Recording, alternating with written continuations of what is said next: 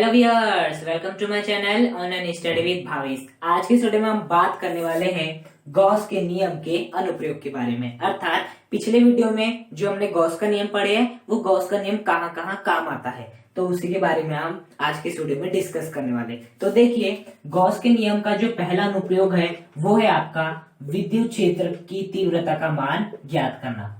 विद्युत क्षेत्र की तीव्रता का मान ज्ञात करना, तीव्रता ज्ञात करना।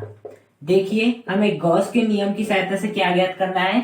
विद्युत क्षेत्र की तीव्रता ज्ञात करना है। जैसे कि आप सभी जानते हैं, बिंदु आवेश के कारण जो विद्युत क्षेत्र की तीव्रता E होती है उसका फॉर्मूला कितना होता है? 1/4 पाई एप्सिलॉन नॉट इनटू Q/r²। यही होता है आपका फॉर्मूला विद्युत क्षेत्र की तीव्रता का, जहां पर Q होता है बिंदु आवेश, R होता है एक बिंदु आवेश और दूसरे आवेश के बीच की दूरी।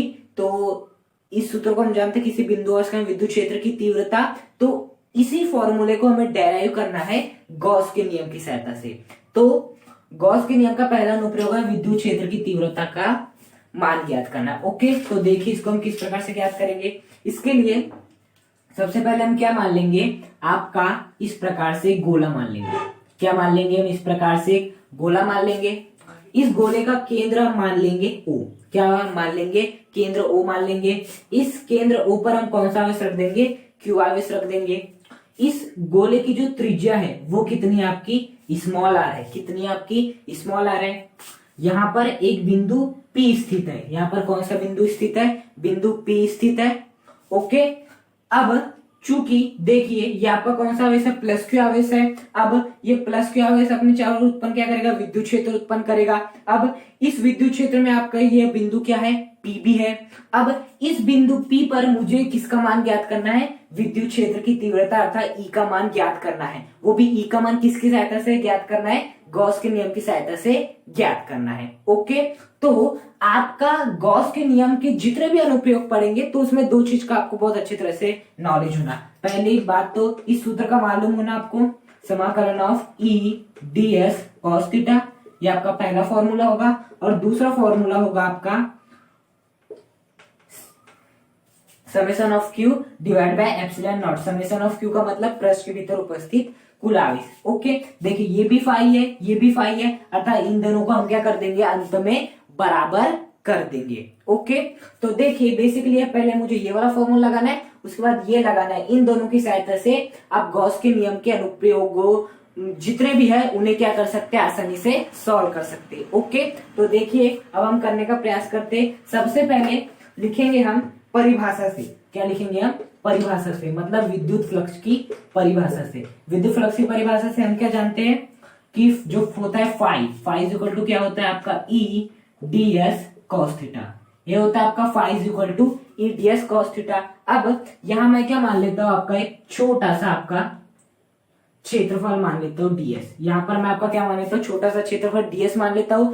तो बताइए जो आपका क्षेत्रफल सदिश हो जाएगा वो क्या हो जाएगा? इस दिशा में हो जाएगा। क्यों? क्योंकि देखिए जब आपका क्षेत्रफल सदिश होता है वो पृष्ठ के कैसा होता है? सतह के लंबवत रहता है। तो ये रही सतह, इस सतह के लंबवत क्या हो गया? आपका क्षेत्रफल सदिश हो गया। अब देखिए आपका ये जो प्लस क्यू आवेश है, प्लस क्यू आवेश के कारण किसी बिंदु पर जो विद्युत क्षेत्र की तीव्रता होती है वो उससे दूर की ओर होती है। कहां होती है? उससे दूर की ओर होती है। तो देखिए प्लस क्यू आवेश कारण है, इस बिंदु पर जो विद्युत क्षेत्र होगा वो इस प्लस क्यू आवेश कारण उससे दूर होगा। प्लस क्यू आवेश से दूर होगा मतलब कि वो इस ओर होगा। इस ओर होगा, आपके उसी दिशा में होगा जिस दिशा में क्या है? आपका ds है। मतलब यदि यहाँ माइनस क्यू आवेश रहता है तो विद्युत क्षेत्र इसकी ओर रहता है, लेकिन प्लस क्यू आवेश इसके कारण जो विद्युत क्षेत्र होगा वो इससे क्या होगा? दूर होगा। ओके, तो देखिए यहाँ पर E की भी दिशा इसी ओर है, आपकी ds की भी दिशा इसी ओर है। तो बताइए कितने डिग्री का कोण बन रहा है? 0 डिग्री का कोण बन रहा है। तो मुझे थीटा का मान क्या रखना है? 0 डिग्री। क्यों? क्योंकि E और ds का बेसिकली मतलब क्या होता है? मतलब कि cos थीटा का मतलब क्या होता है? E और ds के बीच का कोण। तो E और ds एक ही दिशा में, तो उनके बीच का कोण कितना है? 0 डिग्री है। तो हम मान पुट कर देते तो फाई इक्वल टू कितना हो जाएगा आपका? E ds cos थीटा का मान 0 डिग्री है। cos 0 की वैल्यू कितनी होती है आपकी? 1 होती है। तो E ds इंटू क्या आ जाएगा आपका? 1 आ जाएगा। ओके, तो E ds इंटू 1 कितना हो जाता है आपका? E ds ही हो जाता है।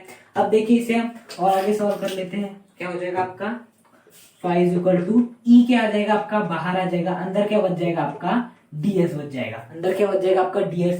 जैसा कि आप सभी जानते हैं यदि मैं dx का समाकलन करूं तो वो कितना होता है x, dy का समाकलन करूं तो वो कितना होता है y होता है। तो उसी प्रकार से ds का समाकलन कितना हो जाएगा आपका phi is equal to E, ds का समाकलन कितना हो जाएगा s हो जाएगा। अब s क्या है, इस गोले का क्षेत्रफल है। s क्या है, इस जो गोला, क्योंकि देखिए ds क्या था, इस छोटा सा भाग था उसका क्षेत्रफल था। अब यदि मैं ds का समाकलन कर दूं तो मुझे संपूर्ण भाग का क्षेत्रफल मिल जाएगा। तो s क्या है आपका, ये संपूर्ण पृष्ठ का क्षेत्रफल है। संपूर्ण पृष्ठ क्या है, एक गोला है और गोले का जो क्षेत्रफल होता है वो कितना होता है आपका 4 पाई आर स्क्वायर होता है।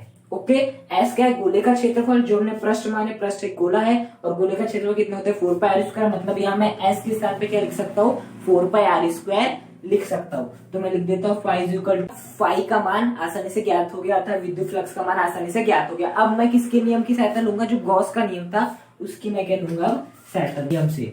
किस नियम से, गॉस नियम से। तो गॉस नियम से आपका क्या हो जाएगा, गॉस नियम से हम सभी जानते हैं phi is equal to summation of Q upon epsilon naught होता है। अब देखिए समेशन ऑफ क्यू का मतलब क्या होता है कि इस पृष्ठ के भीतर उपस्थित आपका आवेश कितना है। तो बताइए इस पृष्ठ के भीतर उपस्थित कुल आवेश कितना है, ऑब्वियस बात है प्लस क्यू है। तो मैं इस यहाँ पर समेशन ऑफ क्यू के स्थान पे क्या लिख सकता हूँ, प्लस क्यू लिख सकता हूँ।